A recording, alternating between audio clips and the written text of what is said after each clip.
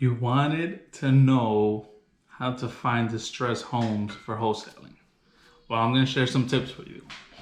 One, D4D. Well, what's D4D?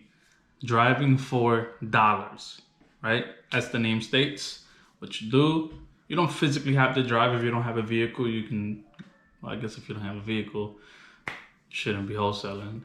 No, just playing. Get on a bike, you can walk, rent one of those Uber, call them an Uber thing. I think it's called Bird scooters. Walk, a bike, a car, public transportation, whatever. Find the hottest zip codes where deals are going on actively right now, and just reverse engineer that. Okay, I know that this zip code 12345 is popular right now. A lot of buyers in that particular zip code. Go to that zip code, right? Drive for dollars, walk for dollars, scooter for dollars, what have you. Find the ugliest house within that zip code or that particular neighborhood. Well, what is the ugly house? What is what's the hidden gem look like? Great question. You want to look for tall grass, right? That's usually a good sign of distress, is when the grass is tall, very tall.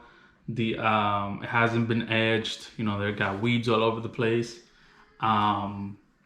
If it's not being trimmed and upkept, that's usually a sign of distress. You want to look at the house itself. Is there algae on the property? Algae is usually the green stains, black stains on the stucco, on the concrete, on the siding.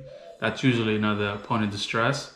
Tarps on the roof, huge here in Florida. When you see the homes with tarps on the roof, we unfortunately get a lot of hurricanes and or just a lot of rainstorms, and that's usually a good sign of distress.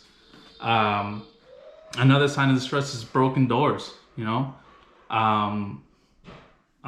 windows, boarded windows. Look for all these signs within that great zip code, and a deal will come your way, right?